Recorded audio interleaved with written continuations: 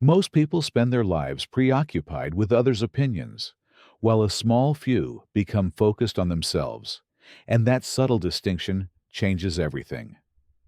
If you're hearing this, you've likely arrived at a point where you recognize it's time to stop living for others and begin living for yourself.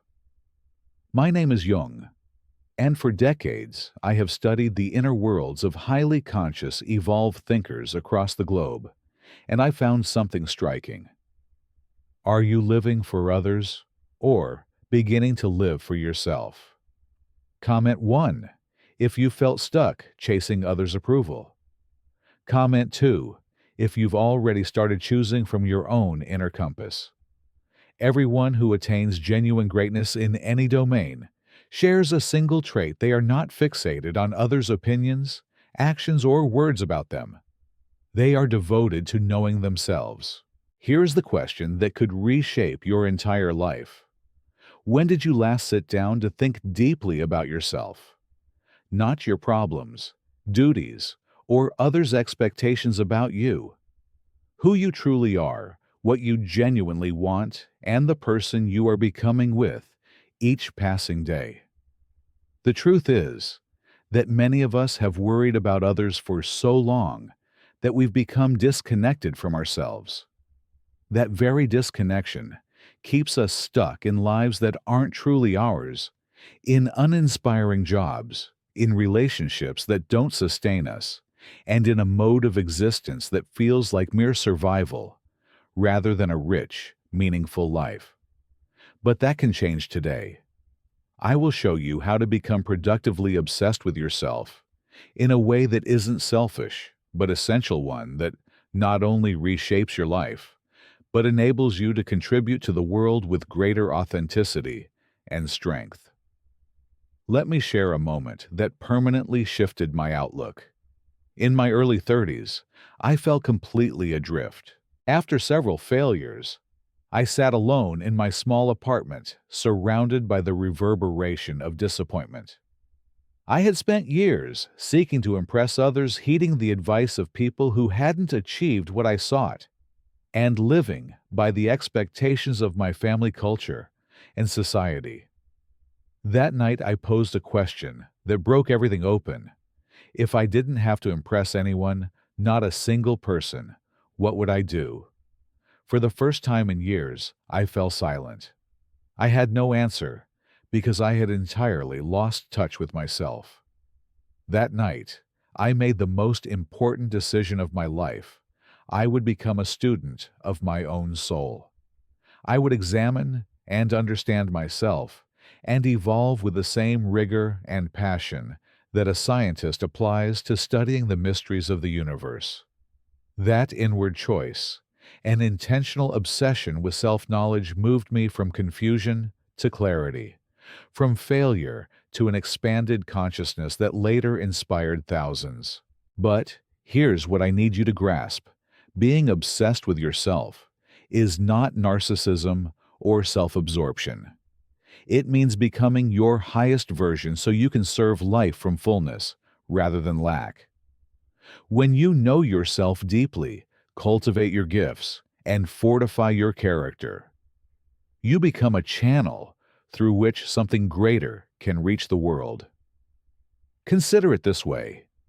If you were a healer, wouldn't you be responsible for refining your healing craft?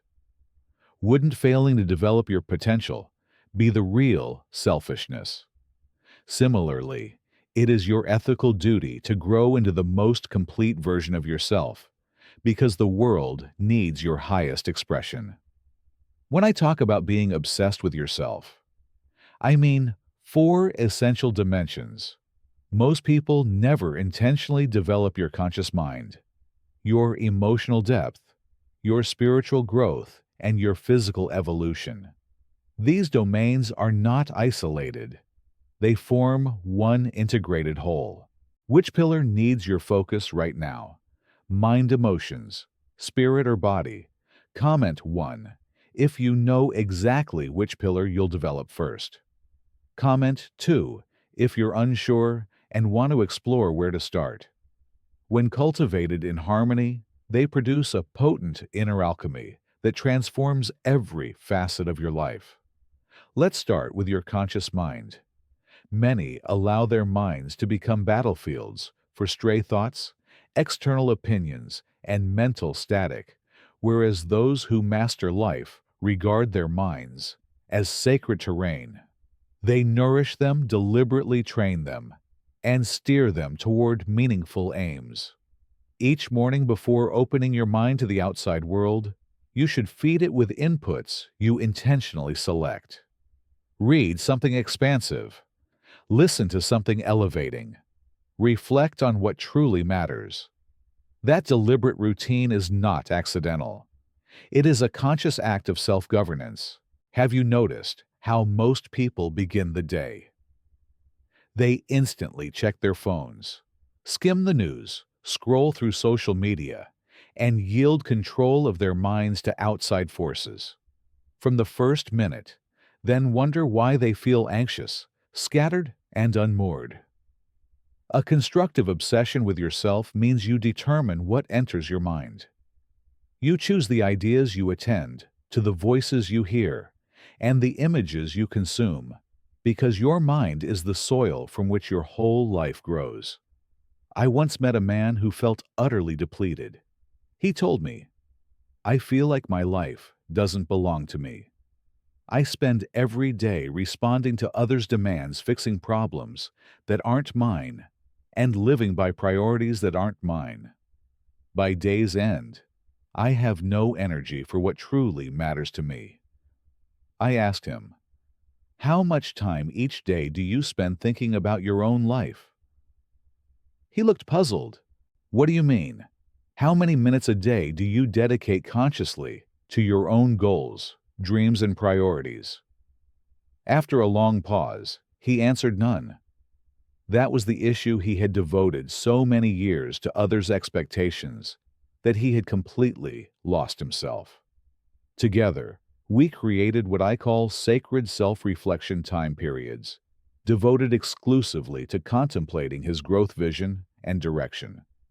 The results were remarkable. Within months, he recovered not only his energy, but also a renewed sense of purpose and clarity that reshaped every area of his life. When you become consciously obsessed with yourself, you gain infinitely more to offer. This brings us to the second dimension, emotional development.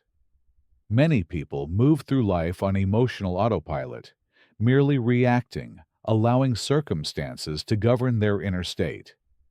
By contrast, being healthily self-obsessed requires full responsibility for your emotional landscape.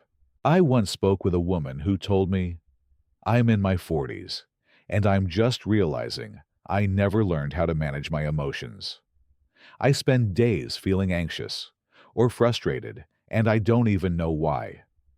I shared a point I want you to retain. Emotions are not events that befall you. They are constructed by you. Each feeling emerges from the meanings you assign to circumstances, and those meanings can be reshaped deliberately. A constructive self-obsession involves studying your patterns like a scientist would, a natural process without judgment, with curiosity and candor. When you grasp your emotions, you cease being captive to them and begin to govern them, and that is where genuine transformation starts. Which situations set off your difficult emotions? What precise thoughts appear just before anxiety or frustration? Which methods actually help you change your state? I created what I call an emotional toolkit. Intentional inner practices I deploy to recalibrate quickly. For instance, when frustration appears, I ask, what lesson in this moment could make me stronger or wiser? That one inquiry pivots my attention from victimhood to learning, from resistance to curiosity. Consider this. Most people devote more effort to mastering their phones than understanding their emotions. They read their car's manual, but never study the operating manual of their own mind and heart. then wonder why they feel out of control. A true self-obsession means becoming expert in your emotional mechanics, consciously tracking which thoughts and actions uplift you and which deplete you. It requires daily practices that sustain your emotional health, not as indulgence, but as a firm priority. For example, I've found I need at least 20 minutes of complete silence each day. No phone, no music, no conversation, simply me with my thoughts. At first, I felt guilty for wasting time, but I later realized this space didn't merely improve my mood. It made me more productive, more creative, and more present in every exchange. The third dimension of a healthy self-obsession is spiritual growth. By spiritual, I don't necessarily mean religion, though. It can include it. But your connection to what transcends your immediate troubles, your deeper purpose, and guiding values. I clearly recall a conversation with a prosperous entrepreneur years ago. He had what society labels success, wealth recognition, and a flourishing company. Yet he shared something unforgettable. I've achieved everything I thought I wanted, but every morning I wake up feeling empty, like I'm acting in a play I never wrote. I then asked, when was the last time you felt connected to something that truly matters beyond material success? He had no answer. Fixated on external milestones, he had severed his tie to inner purpose. A true self-obsession requires repeatedly asking, why am I here? What is my distinctive contribution? Which values genuinely matter to me, not those imposed by others, but those that truly resonate within. These are not one-and-done inquiries. They must be returned to as you evolve. I personally reserve time each week to re-engage these core questions, not due to a lack of purpose, but because clarity must be refreshed and deepened over time. One of the most transformative insights is recognizing that your spiritual life, your purpose and meaning is inseparable from daily living. In fact, when you have spiritual clarity, practical choices become simpler and more exact. You can discern which chances to embrace and which to decline, where to devote your time and energy, and which bonds to cultivate or release. Picture your life if every major choice arose from deep certainty about who you are and why you exist. Rather than choosing from fear conformity or others' expectations, you would act from your authentic core. That is the distinction between living your own life and merely fulfilling the script others set for you. The fourth pillar of wholehearted self-commitment is physical evolution. Many people disengage here, equating caring for the body with vanity or superficial concerns. The reality is the reverse. Your body is the instrument that lets you experience all of life. When that instrument falters, everything is impacted. To be blunt, you cannot sustain a rich emotional, mental, and spiritual life if your body is overlooked. Physical energy underpins every other form of energy.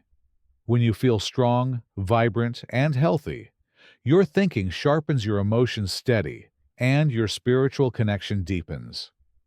Personally, I approach training and nutrition with the gravity I assign to any significant commitment, never as a leftover task, but as a core priority. At 80, I have more vitality than many half my age, because I've treated health as a constructive obsession for decades. Crucially, deep commitment to your body is not about conforming to an external ideal of beauty or fitness. It is about honoring the only body you have and amplifying your energy so you can offer your best to the world. Envision the shift. If you treated your body as the sacred temple, it is becoming devoted to supplying the fuel it requires to perform optimally. Picture adopting daily rituals that respect your physical well-being, not as a chore, but as an investment that supports everything you aspire to accomplish. Now consider the pushback you'll encounter as you commit to yourself. Candidly, not everyone will understand or endorse this change. Some have grown accustomed to the version of you who puts others first. As you establish boundaries, decline misaligned demands, and allocate time to your growth, friction will appear. Some people simply won't get it. I recall beginning my morning self-development routines. My wife at the time asked, "Isn't it a little selfish to spend so much time focused on yourself when there are so many other things that need attention?" The question was fair and made me reflect. I explained, just as I want you to grasp that a constructive self-obsession doesn't make you less available. It makes you far more valuable to others. By intentionally developing your mind, emotion, spirit, and body, you multiply what you can contribute to every role and relationship. As Carl Jung emphasized, you cannot reach another soul without first discovering your own. Think of the airplane oxygen mask. You secure your own first, not because you outrank your child, but because without air, you can't help anyone. Likewise, neglecting your own growth and well-being leaves you with nothing genuine to give. Resistance also rises from your conditioned mind. Many of us carry long-standing scripts, claiming self-focus is selfish, that good people always put others first, and that tending to our needs is morally lesser.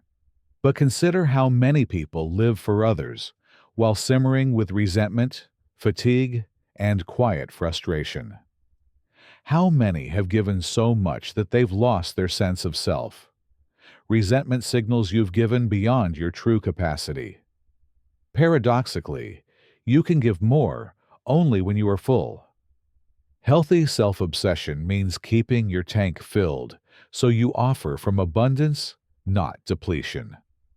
Jung taught that wholeness comes not from self-neglect, but from embracing and integrating every part of yourself. Here's a story that captures the point. I once coached a woman in her late 40s, a single mother of 3, who was drained, resentful, and near collapse. She said, "I don't have time to focus on myself. My children need me." I asked a question that sounded tough, but was essential. What model are you giving your children for how a person treats themselves?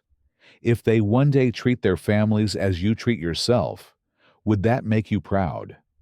The question hit her like a bolt. She saw that neglecting herself taught her children that self-care was optional, that their needs ranked below others, and that worth equals self-sacrifice to exhaustion. Together, we created small, non-negotiable windows for her growth, 30 minutes each morning, before the kids woke, an hour on Sundays to nourish her soul, and 2 evenings weekly for movement or reading. The results were striking. She became more patient, present, and energized not only as a mother, but as a person. Her children developed new respect, recognizing that because she valued herself, they should value themselves too. Her healthy self-focus wasn't selfish. It made her stronger, wiser, and more loving. Let's explore how to build constructive self-devotion in your life. The primary practice is the sacred hour, a daily block, preferably at a consistent time, devoted solely to your personal growth. It is not for work issues, family planning, or chores. It is reserved for you. In this window, you might read to nourish your mind, meditate to deepen spiritual connection, move your body for energy, or reflect on your aims and dreams. The essence is consistency and authorship. This time is yours. When I adopted this practice years ago, I selected early morning, rising an hour earlier to read, plan, and realign with myself. It was challenging. My body wanted sleep, and my mind insisted other tasks were urgent. Yet I persisted, and that 1 hour became the bedrock of subsequent success. Consider how to adapt this for yourself. It need not be 60 minutes, begin with 30, or even 15. What matters is steady practice and clear intention. You are affirming to yourself and to life that you deserve time dedicated to your evolution. The second practice is a weekly life audit. Set aside time to consciously assess where your hours and energy went. Ask how much was spent on what truly matters to me versus on others' expectations. As Carl Jung would note, individuation. The becoming of your true self demands rigorous honesty.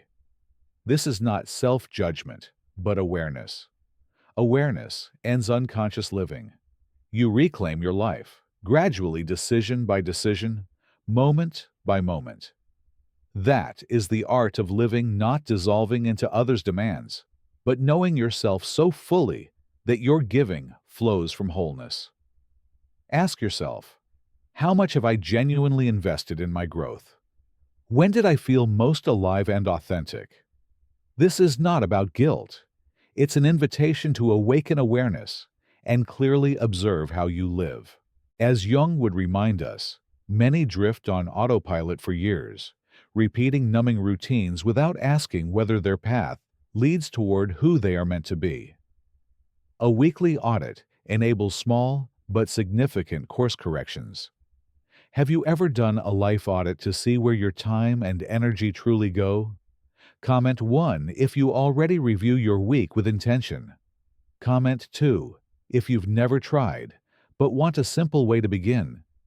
You might see you spent excessive time scrolling and too little reading, or that you said yes to draining obligations and no to expanding opportunities.